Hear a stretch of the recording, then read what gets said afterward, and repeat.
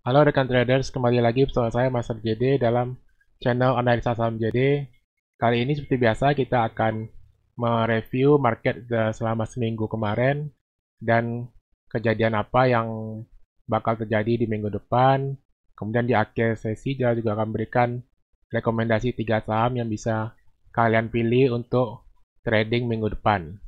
Oke, sebelum mulai bisa kalian subscribe dulu yang bagi yang belum, dan klik dulu lonceng notifikasi supaya kalian tidak ketinggalan video-video terbaru dari channel kita. Oke.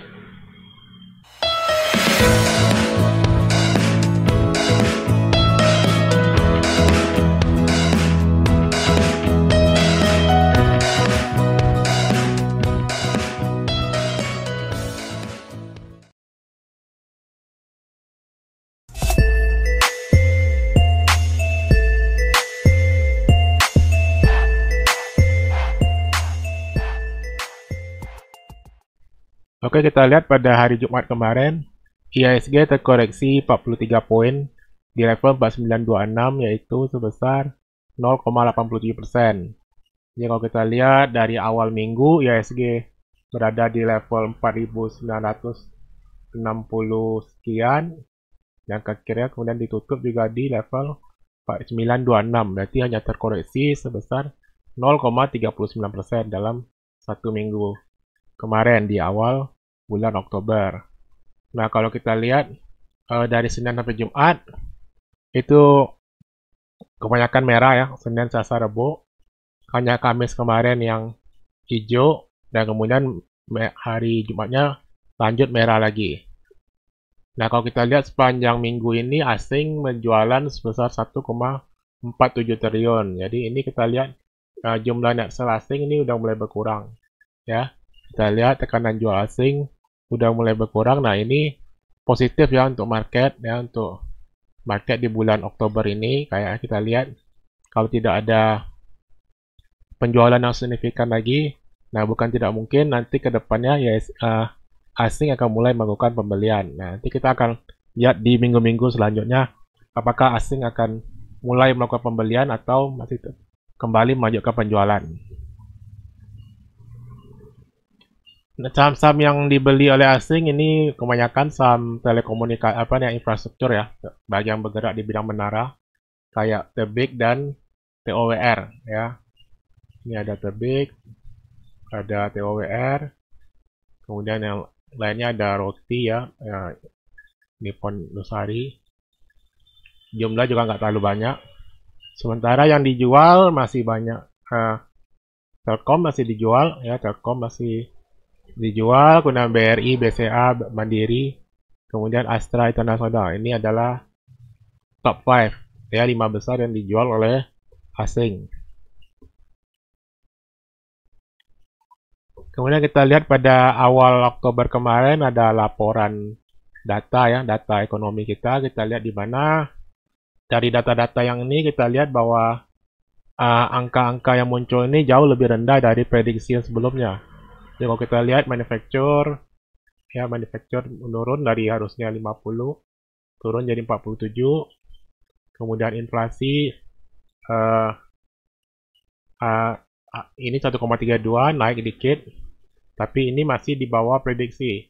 Forecastnya 1,5 masih di bawah prediksi. Kemudian ini kita masih deflasi ya, minus. Kemudian turis masih minus juga, kedatangan masih nggak jauh beda 89,22, padahal diharapkan penurunannya hanya minus 68%, ternyata masih minus 89, berarti pariwisata masih belum pulih. Kemudian inflasi core inflation year to year juga ini tahun sebelumnya 2%, dan ini malah 1,86%. Kemudian penjualan motorbike ya, penjualan sepeda motor juga jauh berkurang. Harus bulan kemarin minus ini 44%, ternyata malah naik jadi minus 46%. Jadi dari data-data ini kita dapat melihat bahwa emang perekonomian kita mengalami perlambatan.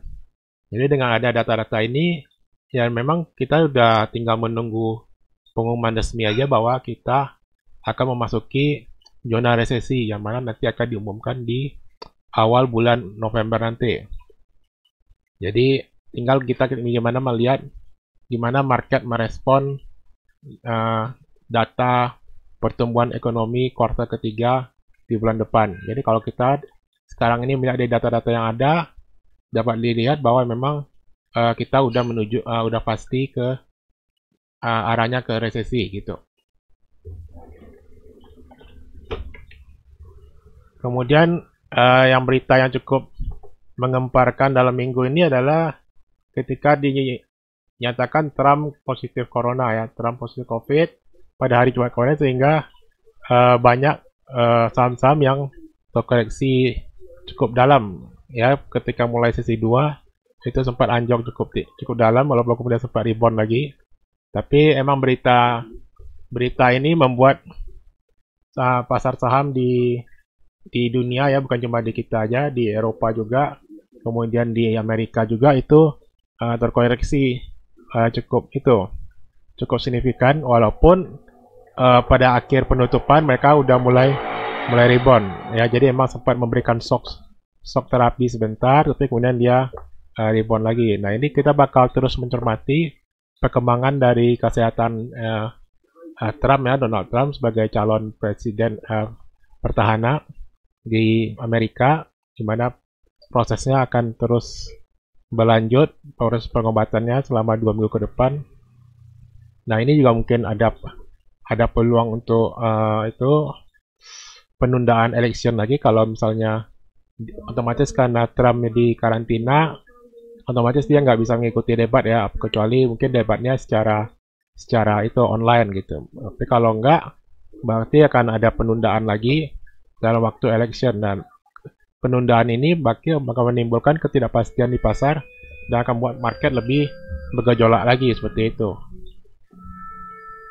Nah, untuk minggu depan ada berita-berita corporate action yang kita bisa perhatikan, kayak hari Senin itu ada PNBS, ada issue. Kemudian Selasa itu UNTR dengan ASII itu bagikan dividen. Hari Rabu juga AALI bagi dividen. Kemudian hari Kamis PPRO dengan PPRE, ini ada RUPS luar biasa. Kemudian hari Jumat juga ada NV RUPS luar biasa. Nah, jadi nanti bisa diperhatikan saham-saham ini ya, terutama yang mau bagi dividen ya. Yang mau bagi dividen ini bisa diperhatikan saham-saham ini, karena setelah ex dividen biasa dia bisa turun ya, dan mungkin bisa diperhatikan sebelum menjelang bagi dividen, mungkin dia bakal naik dulu gitu.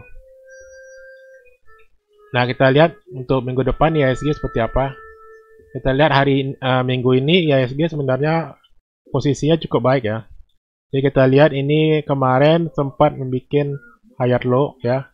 Jadi ini nggak bikin low yang lebih rendah dari sebelumnya, sehingga gini cenderung masih tertahan di garis trend line.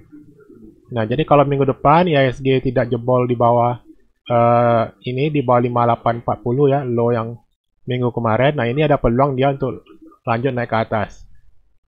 Jadi kemungkinan IHSG itu akan bergerak dalam pola seperti ini. Dia naik, dan dia turun, naik, turun lagi gitu. Nah, tentu juga kita harus perhatikan supaya dia tidak ini jebol di bawah garis ini. Dan untuk konfirmasinya juga dia harus mampu menembus level 5025 ya, 5025 atau 5030 itu level di MA20 dia. Nah, ketika dia mampu menembus ini, maka itu ada peluang untuk naik ke atas menuju ke 5500 sampai 5600 seperti itu. Jadi ini masih ada peluang untuk melanjutkan kenaikan. Cuma kita masih terus mengawasi pergerakan IHSG dan minggu-minggu ke depan, level-level resisten yang mana yang akan dia lewati, apakah dia mampu menembus resisten atau malah mantul ke bawah gitu. Jadi kita bakal perhatikan terus, lihat level supportnya yang mana, level-level krusial yang tidak boleh dijebolin gitu ya. Nah, itu untuk IHSG. Nah, berikutnya kita akan melihat ada 3 saham yang mungkin bisa Bapak Ibu rekan-rekan sekalian bisa pantau ya. Mungkin bisa pantau untuk menjadi referensi untuk trading minggu depan. Yang pertama ini kita lihat PSAB. PSAB saham yang bergerak di bidang tambang emas. Kita lihat ini udah mulai jebol garis downtrend line-nya, sehingga dia ada peluang untuk mulai lanjut ke uptrend. Nah, ini kita bisa mulai masuk area buy di 220 sampai 26. Jadi kita harapkan mungkin ini ada pullback dulu karena ini udah naik cukup tinggi. Kemudian biasanya harga emas juga berfluktuasi ya. Jadi kita harapkan bisa pullback dulu ke bawah, baru kemudian lanjutnya ke atas. Nah, kita bisa masuk di area 220 sampai 226 dengan level stop loss di 210. Target pertama itu di 240 ya, 240 di sekitar sini. Ya. Di sini. Ini kalau tembus, maka dia ada peluang untuk lanjut ke 260 sampai 270. Nah, itu untuk PSAB. Berikutnya BRPT ya. BRPT kita lihat dengan kecenderungan harga minyak yang terus menurun, ada peluang untuk BRPT untuk kembali lanjut ke atas. Cuma di sini kita lihat ada doji di atas, ada doji simbol ketidakpastian ya, ada simbol pembalikan arah. Tapi kita lihat BRPT juga udah cukup naik rally selama seminggu kemarin, sehingga diharapkan mungkin ada pullback dulu, kita bisa masuk di 770 sampai 800. Jadi ini sama, dia bakal mungkin kita tunggu dia turun dulu ke bawah, baru kemudian dia lanjut lagi ke atas. Nah, kemudian di sini ada area ini ya, area resisten dia, area rejection, di mana ini area supply, di mana market biasanya akan mengalami penolakan harga banyak di area sini. Sehingga kita tentukan dia punya stop loss-nya di 745 dengan target pertama di 870. 870 ada di area sini, area kotak ini. Dan kalau dia tembus, dia ada peluang untuk menuju ke 960 sampai ke level 1000. Nah, ini untuk BRPT. Yang berikutnya adalah DSNG. DSNG ini juga kita lihat, ini trennya uptrend ya, sebenarnya uptrend. Cuma ini ada satu ya spinning top istilahnya ya, spinning top. Nah, spinning top ini biasanya ciri-cirinya dia ada satu pullback dulu ya, biasanya ada ciri-ciri dia bakal turun dulu sebelum melanjutkan kenaikan lagi. Jadi kita bakal nunggu dia di area main area sini, itu di area 452 sampai 460 ya, dengan level stop loss di 440. Target pertama dia bisa balik ke 490 sampai 500 ya. Kemudian baru kalau dia break bakal lanjut ke sampai 540 sampai 550. Jadi kita harapkan ini bakal turun dulu lagi ke bawah, baru ngetes untuk naik lagi ke atas. Nah, demikian tadi 3 saham rekomendasi yang bisa Bapak Ibu jadikan pilihan untuk trading di minggu depan ya. Semoga bisa memberikan manfaat buat kita semua.